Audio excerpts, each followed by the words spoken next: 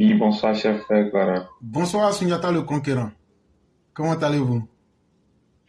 Je vais très bien chez vous. Grâce à Dieu, tout va très bien. Et la chaleur à Abidjan?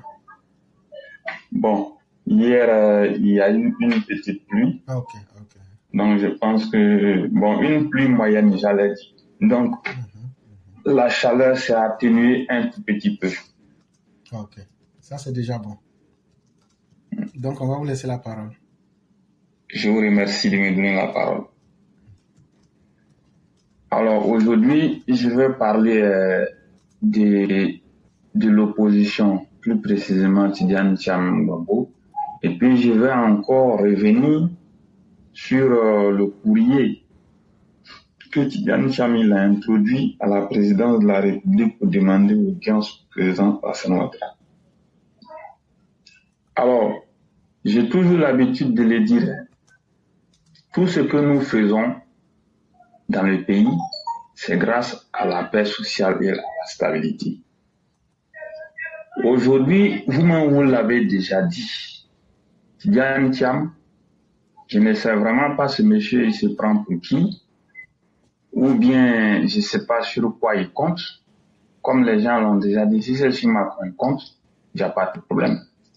La France qui s'est montrée totalement transparente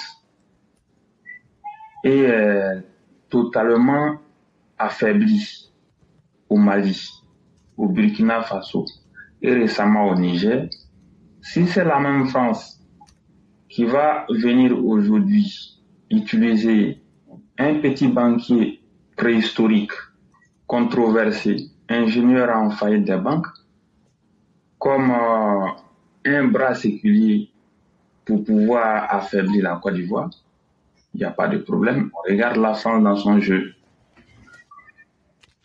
Mais ce qu'il faut préciser, Tidiane Tcham est parti rencontrer Laurent Gbagbo. Croyez-moi, ils y sont allés parler de quelque chose de machiavélique. C'est un plan qui a été concocté contre la Côte d'Ivoire lors de cette rencontre. Soyez-en sûrs. C'est un plan diabolique qui a été concocté contre la mère patrie au cours de cette rencontre, ni plus ni moins. Parce que voici des individus qui savent très bien qu'à l'état actuel des choses, ils ne peuvent rien apporter, ils ne peuvent rien faire, ils ne peuvent pas gagner une élection. Ils vont se rencontrer pour planifier leur opération. À quoi peut-on s'attendre? Et demain, on nous dit que Tidiane Tcham va parler. Il n'y a pas de problème, il peut parler. Dans tous les cas de figure, ce que nous savons, cette histoire de CEI a été à l'ordre du jour. Commission électorale indépendante. Le plan machiavélique concocté contre la CEI ne passera pas. Dissolution de CEI, audit de la liste électorale, reprise de la liste électorale, recomposition de la CEI, patati patata, tout ça, ce n'est que du dilatoire, comme on dit. Au lieu de procéder, que Tcham et Laurent Gbagbo, qu'ils aient le courage de dire donnez-nous le pouvoir, c'est tout. C'est tout. Et vous voyez, nous l'avons dit, à l'état actuel des choses, nous demandons avec insistance au RHDP de durcir le ton à partir de maintenant. À partir de maintenant, il faudra durcir le ton plus qu'avant. S'il faut qu'on va arriver à un affrontement avant que 2025 voit le jour, mais c'est tant mieux.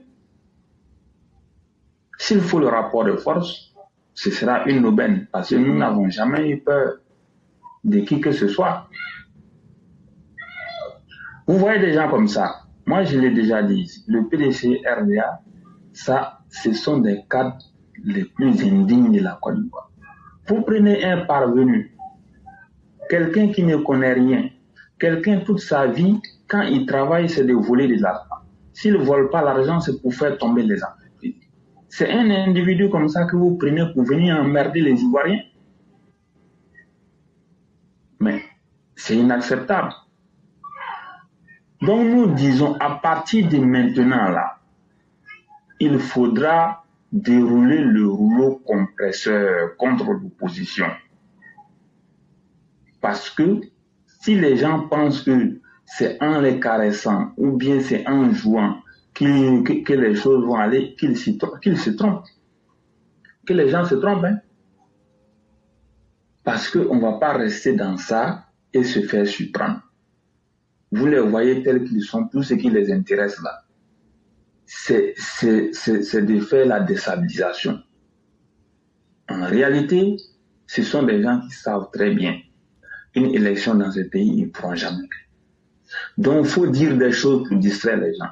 Et en même temps, je voudrais attirer l'attention du gouvernement et du RADP sur le plan diabolique contre la Côte d'Ivoire. Bientôt, vous allez voir, ils vont activer des ONG ou bien des organisations satellites pour attaquer soit la CEI ou bien le fichier électoral ou bien même pour attaquer le gouvernement.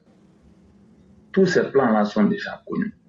Il faut que le gouvernement et les RADP réagissent. Il faudra réagir. Il faudra trouver des hommes capables de contrer. Parce qu'on ne va pas accepter. L'histoire est récente sous nos yeux. Ces gens qui tournent de gauche à droite, ils vont nous dire quoi? Ils ont déjà détruit la Côte d'Ivoire ici en 1993 et 2011. On a vu de quoi ils sont capables. Aujourd'hui, ils vont se lever pour raconter du n'importe quoi. Qu'est-ce qu'ils recherchent? Ça fait tellement mal même que de voir que c'est un individu notoire comme Thiam qui vient faire la politique en Côte d'Ivoire et il y a des Ivoiriens qui le suivent. Mais attends, on est où là? Où sommes-nous? Un nomade politique? Quelqu'un, on ne l'a jamais vu sur la scène politique. Du jour au lendemain, il apparaît. Il fait croire que lui, il est soutenu par Macron. Il fait croire que lui va faire ceci, cela. Et il y a des gens pour les suivre. Mais attendez, il faut arrêter. Donc, à partir de la déclaration qu'il va faire demain, moi, je pense que le parti devra muscler les discours et le ton à partir de maintenant. Parce que c'est cela. Moi-même, ce que je souhaite, c'est le rapport de force. Moi, je vous dis la vérité. Tout ce qui est en train de se dire, comme on pourrait le dire, il y a un jeune qui a eu à dire non, vous dites on a cassé ici, vous dites que tel n'était pas au courant, vous dites que Gbagbo est parti là-bas, mais que c'est pas ça le problème. Hein. Ce que nous on attend, venez nous dire que vous ne voulez plus de Ouattara. Ou bien venez nous dire que vous allez déstabiliser là. C'est ça on attend. C'est ça opposition là, c'est ça on attend.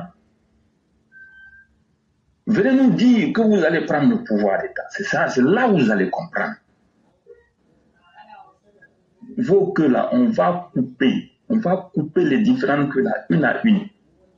C'est parce qu'on joue avec vous que vous avez le courage de faire tout et n'importe quoi. On ne peut pas être là en train de jouer avec des vampires. Si comme la honte existait, ne serait-ce qu'un temps soit peu chez Laurent et Simone Gbagbo, ils auraient dû la fermer et la boucler définitivement. On ne peut pas rester là, regarder des gens qui vont détruire la mère patrie sans rien dire. Et nous demandons avec insistance à tous les jeunes Ivoiriens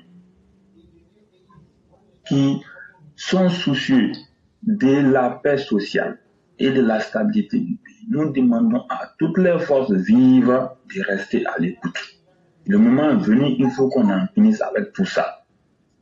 On ne peut pas rester là en train de voir des médiocres, des fainéants, des vauriens, des vautours, des vampires, des délinquants à col blanc détruire la mère patrie sans rien faire.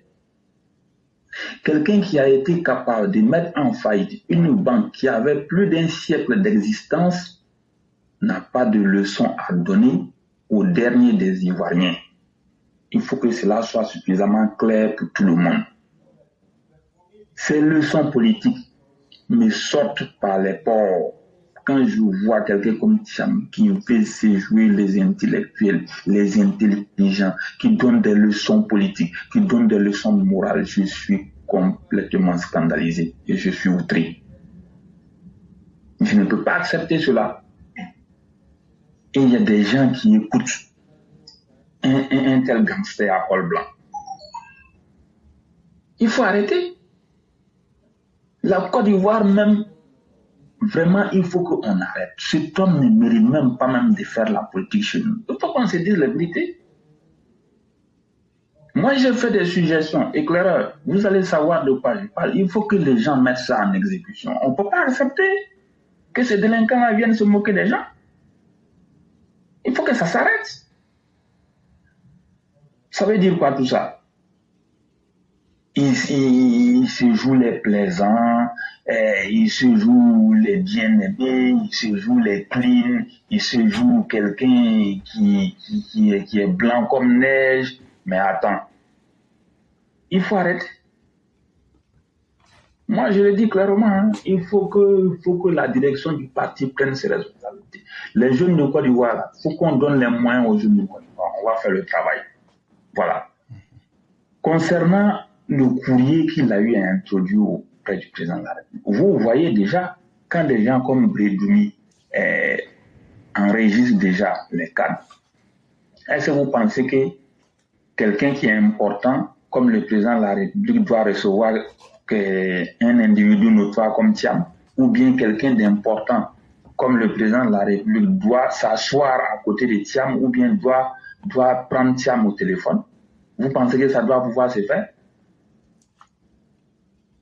Le président Ouattara, sa valeur est trop. Il ne faut pas que le président Alassane Ouattara se rabaisse à la valeur, non, se rabaisse comme on appelle même à cet individu notoire-là. Parce que la valeur du président Alassane Ouattara est inestimable. On ne peut pas évaluer. Parce qu'il est trop important. Il ne faut pas qu'il vienne se rabaisser à ce délinquant qui a fait tomber les banques. Il ne faut pas que le président Alassane Ouattara le fasse.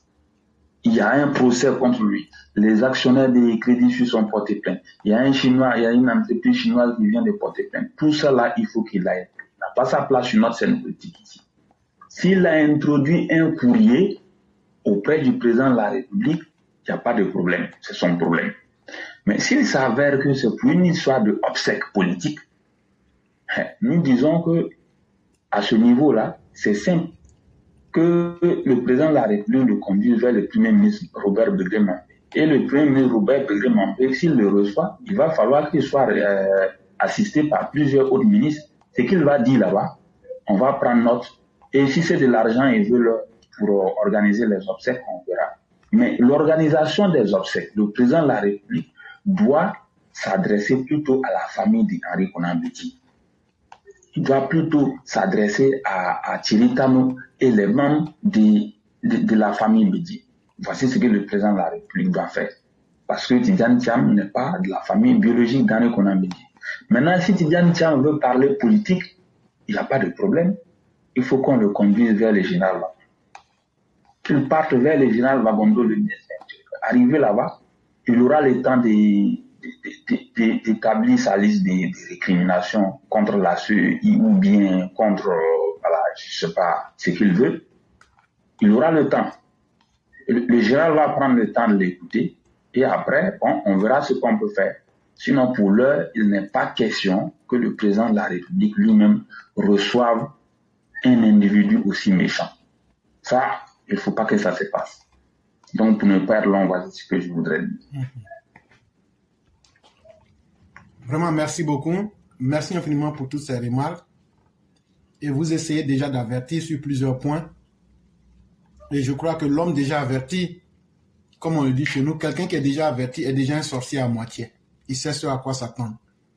Et demain nous dira de quoi les choses seront faites. Mais en tout cas, je vous remercie infiniment d'avoir clairement mis ces idées-là. Et si nos dirigeants nous écoutent, ils doivent pouvoir en tirer les leçons et pouvoir progresser. Vraiment, merci beaucoup.